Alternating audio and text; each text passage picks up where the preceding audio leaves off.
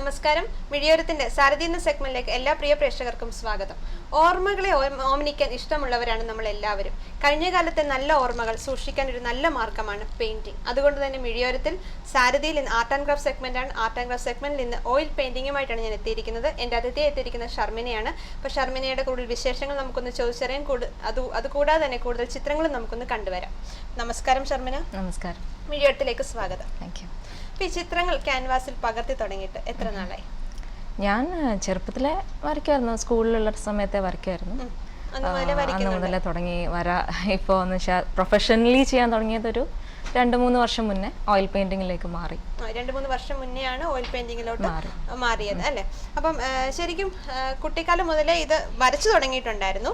പക്ഷെ ഒരു ഓയിൽ പെയിന്റിങ്ങിലോട്ട് മാറിയത് ഒരു 2-3 വർഷത്തിന് മുന്നെയാണ് അല്ലെ? അപ്പൊ കുടുംബത്തിൽ ആർക്കെങ്കിലും ഈ ഒരു ചിത്രത്തിനോട് കൂടുതൽ ഇഷ്ടമോ അങ്ങനെ ആർക്കെങ്കിലും ഉണ്ടായിരുന്നു? എല്ലാവർക്കും ചിത്രങ്ങളോട് എല്ലാവർക്കും ഇഷ്ടമല്ലേ? അതല്ലാതെ പിന്നെ ചെയ്യാറുള്ളത് എൻ്റെ അനിയൻ ചെയ്യും. അവൻ കുറച്ച് ഈ മോഡേൺ ടൈപ്പ് എന്താ പറയണ്ടേ, ഫാഷൻ ഡിസൈനിങ് അതിലേക്കാണ് കോൺസെൻട്രേറ്റ് ചെയ്യുന്നത്. ശരിക്കും ഷർമിനയുടെ ഒരു ടാലന്റ് കണ്ടിട്ട് അല്ലെങ്കിൽ ചിത്രങ്ങളുടെ ഭംഗി കണ്ടിട്ടാണോ ബ്രദറിന് അങ്ങനെ ഒരു ഇഷ്ടം തോന്നിയത്? അതറിയില്ല. അവൻ ജന്മന കുറച്ചൊരു വാസന വേണമല്ലോ അവന്, അപ്പൊ അവനും ഉണ്ടാവും. ഇൻസ്പയർഡ് ആയിട്ടുണ്ടാവും ചിലപ്പോ. അപ്പൊ നമുക്ക് ഈ ചിത്രങ്ങളൊന്ന് നമ്മുടെ പ്രേക്ഷകരെ ഒന്ന് കാണിച്ചാലോ അല്ലേ? ഇത് ശരിക്കും എങ്ങനെയാണ് ഇവിടെ എക്സിബിഷൻസ് ഒക്കെ നടത്താറുണ്ടോ? ഞാൻ എക്സിബിഷൻ വൈസും അങ്ങനെ സ്റ്റാർട്ട് ചെയ്തിട്ടില്ല.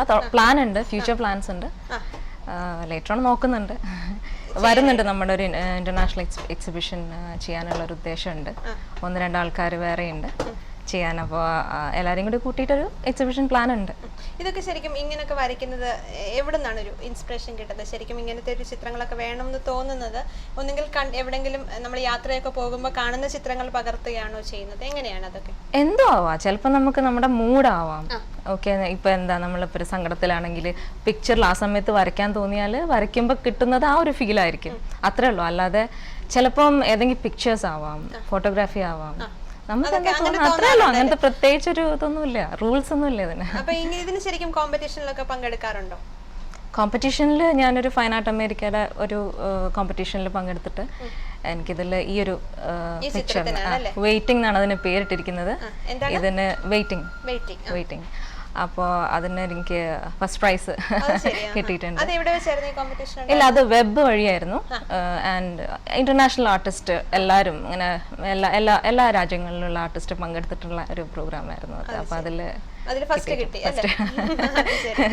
ഓൾഡ് മാസ്റ്റർ സ്റ്റൈൽ എന്ന് പറയുന്നതിന്. ഇപ്പോൾ ഓൾഡ് മാസ്റ്റേഴ്സിന്റെ ഒരു സ്റ്റൈൽ ഓഫ് പെയിന്റിങ്, നമ്മുടെ രാജാ രവിവർമ്മ ആ ഒരു സ്റ്റൈൽ. വേറെ ചിത്രങ്ങളുണ്ടല്ലോ, നമുക്ക് അതുകൂടെ ഒന്ന് കാണാം. ശരിക്കും ഇത് പഠിപ്പിച്ചിട്ടുണ്ടോ? അങ്ങനെ ഒരു എൻ്റെ ഒരു പ്രൊഫഷൻ പഠിപ്പിക്കലല്ല, ബട്ട് സ്റ്റിൽ വർക്ക്ഷോപ്സ് ഒക്കെ ചെയ്യാറുണ്ട്. തീർച്ചയായിട്ടും ഇങ്ങനത്തെ ചിത്രങ്ങൾ കാണുമ്പോൾ ആളുകൾ വിളിക്കും അല്ലേ? പഠിക്കാൻ തന്നെ ഇവിടെ തന്നെ ഒത്തിരി കുട്ടികളുണ്ട്, ഇങ്ങനെ ഇൻട്രസ്റ്റ് ഉള്ള കുട്ടികളുണ്ട്. അപ്പൊ അങ്ങനെ വർക്ക്ഷോപ്സ് നടത്തലുണ്ട്. പിന്നെ ഇപ്പൊ അടുത്തതിനോട് റാസൽ കൈമ എന്നൊരാള്, അവരുടെ അസോസിയേഷൻ ആണെന്ന് തോന്നുന്നു, എനിക്കത് ഉറപ്പായിട്ടില്ല. അപ്പൊ അവര് കുറച്ച് കിഡ്സിനെ അറേഞ്ച് ചെയ്യാമെന്നും അങ്ങനെ പറഞ്ഞിട്ടുണ്ട് എന്നോട് വർക്ക്ഷോപ്പിന്. അത് അവര് പറഞ്ഞിരിക്കുന്നത് ഒന്നുകിൽ വാട്ടർ കളർ അല്ലെങ്കിൽ ഓയിൽ പെയിന്റിങ്. അപ്പൊ അതിന്റെ ഒരു എന്താ പറയുക, കിഡ്സിനൊരു അവർക്ക് ശരിക്കും നമുക്ക് കുട്ടികൾക്ക് മനസ്സിലാക്കി കൊടുക്കുന്ന രീതിയിൽ നമ്മൾ എങ്ങനെയാണ് അത് ചെയ്യുന്നത്? ശരിക്കും ഈ ഓയിൽ പെയിന്റിങ്ങിൽ തന്നെ ഡിഫറെന്റ് ടൈപ്സ് ഉണ്ടോ? എങ്ങനെയാണ് അതിനകത്തൊക്കെ? ആക്ച്വലി പറഞ്ഞാൽ കുട്ടികൾക്കാകുമ്പോൾ അവരുടെ ഒരു ലെവൽ ഓഫ് തിങ്കിങ് അത് വെച്ചിട്ട്. അപ്പം സ്റ്റാർട്ട് വിത്ത് കളേഴ്സ് തുടങ്ങി. എന്താ കളേഴ്സ് എന്നും കളേഴ്സിന്റെ ഡിഫറൻസ്. അതെ, അവർ കളർ യൂസ് ചെയ്യാൻ പഠിക്കണം. ഫസ്റ്റ് തിങ് അതാണ്. അപ്പോൾ 2 കളേഴ്സ് തമ്മിൽ എങ്ങനെ ജോയിൻ ആവും, എങ്ങനെ മാച്ച് ആവും, മാച്ച് അല്ലാതെ വരുന്ന ചില കളേഴ്സ് കോമ്പിനേഷൻസ് ഉണ്ട്. അപ്പോൾ അതൊക്കെ പറഞ്ഞു കൊടുക്കും. പിന്നെ എങ്ങനെ ബ്രഷ് പിടിക്കണം, എങ്ങനെ പെയിന്റ് ചെയ്യണം, അത് അക്കോർഡിംഗ് ടു ദ ഏജസ്. ഇപ്പോൾ വലിയ ആൾക്കാരാണെങ്കിൽ ഇപ്പോൾ അടുത്തൊരു ഉണ്ടായിരുന്ന ഒരു വർക്ക്ഷോപ്പിൽ ഞാൻ അബ്സ്ട്രാക്ട് പെയിന്റിങ്ങിന്റെ ഒരു കാര്യങ്ങൾ പറഞ്ഞു. ഞാനൊന്നും കൊണ്ടുവന്നിട്ടില്ല.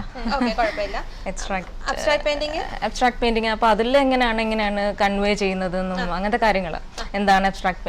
അപ്പൊ കുറച്ച് ഓരോ ലെവൽ അനുസരിച്ചുള്ള വർക്ക്ഷോപ്സ്. നമ്മൾ അതിലേക്ക് വരാം. അതിനു മുമ്പ് നമ്മുടെ ഒരു പ്രേക്ഷകൻ ചേരുന്നുണ്ട്. ഒരു പക്ഷേ ഷർമിനയുടെ പിക്ചേഴ്സ് കണ്ടിട്ടോ അതിന്റെ ഭംഗി കണ്ടിട്ടോ ആയിരിക്കാം. നമുക്ക് നോക്കാം ആരാണെന്നും. ഹലോ, നമസ്കാരം. ഹലോ നമസ്കാരം.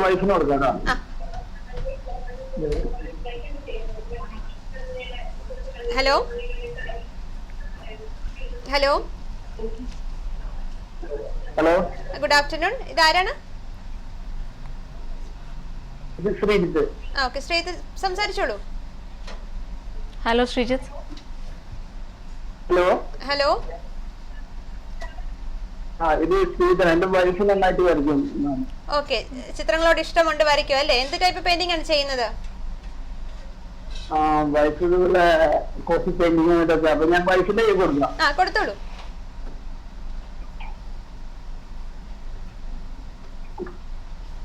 ഹലോ. ഒരു മിനിറ്റ്.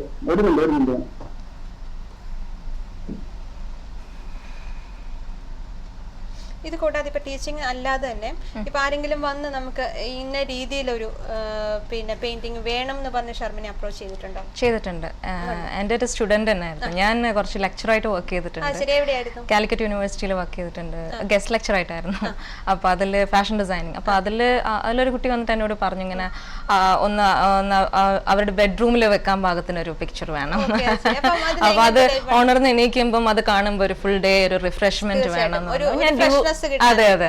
അപ്പൊ ഒരു ഡ്യൂ ഡ്രോപ്സ് ഒക്കെ ഇട്ടിട്ട് ഒരു ഇല, അത് വെച്ചാല് എന്താ പറയുക, മാക്രോ മൈക്രോ എന്നൊക്കെ പറഞ്ഞതിൽ കുറെ വേരിയേഷൻസ് ഉണ്ട്. ഡീറ്റെയിൽസിലേക്ക് ഞാൻ പോകുന്നില്ല. അത് അതായത് അടുത്തുള്ള പിക്ചേഴ്സ് ഇപ്പൊ ഈ ഒരു എന്താ പറയണ്ട ഈ ഒരു സംഭവം ഇപ്പൊ ഇതിപ്പോ അടുത്തുനിന്ന് ഞാൻ പിക്ചർ ചെയ്യുകയാണെങ്കിൽ ഇത് കവർ ചെയ്യുകയാണെങ്കിൽ ഇതെന്ന് പറയുന്നത് ഒരു പർട്ടിക്കുലർ ഒബ്ജക്ട്. അപ്പൊ അങ്ങനത്തെ ഒരു പിക്ചർ ഞാൻ എന്താ ഒരു ഇല 2-3 ഇലകൾ എടുത്തിട്ട് അതിൽ ഡ്യൂ ഡ്രോപ്സ് ഇട്ടിട്ട് കൊടുത്തു. ഭയങ്കരമായിട്ട് ഇഷ്ടമായി. ശരിക്കും നമ്മൾ ഉണർന്ന് എഴുന്നേൽക്കുമ്പോൾ അങ്ങനെ ഒരു ഡ്യൂ ഡ്രോപ്പിന്റെ വ്യൂ ദിവസം മൊത്തം നമുക്ക് ഒരു എനർജി കിട്ടുകയാണ് ചെയ്യുന്നത്. പിന്നീട് ആരെങ്കിലും അങ്ങനെ അപ്രോച്ച് ചെയ്തിട്ടുണ്ടോ? പിന്നീട് അതേപോലെ തന്നെ ഒരു മെഡിറ്റേറ്റീവ് മൂഡിലേക്ക് അവർ അതിനായിട്ട് തന്നെ ഹാള് സെറ്റ് ചെയ്തിട്ടുണ്ട്. അത്ര മെഡിറ്റേഷൻ ചെയ്യാൻ വേണ്ടി. അപ്പൊ ആ റൂമിലേക്ക് പാകത്തിന് അപ്പൊ ഒരു വോട്ടെക്സ് എന്ന് പറഞ്ഞിട്ടൊരു ഇത് എന്റെ വെബ് പേജ് ഉണ്ട്. Colours of love COLORS colours of love എന്ന് പറഞ്ഞിട്ട്.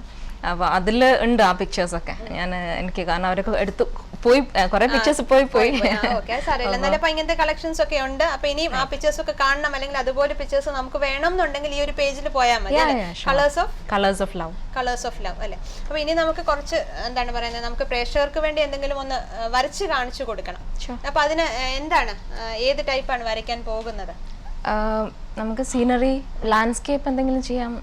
അതാണ് പെട്ടെന്ന് തീരുന്ന രീതിയിൽ. ഇപ്പൊ നമ്മുടെ ടൈം കൺസ്ട്രെയിൻ നോക്കണല്ലോ. അപ്പൊ നമുക്ക് അതൊന്ന് എളുപ്പം തന്നെ, കാരണം നമുക്ക് സമയം ഏകദേശം തീരാറാവുകയും ചെയ്ത് നമുക്കൊന്ന് നോക്കാം. തുടങ്ങി വെക്കാം, പിന്നീട് കംപ്ലീറ്റ് ചെയ്തിട്ട് ലേറ്റർ ഓൺ ഏതെങ്കിലും സെഗ്മെന്റിൽ കാണിച്ചാൽ മതി. അതിലേക്ക് തന്നെ പോകാം.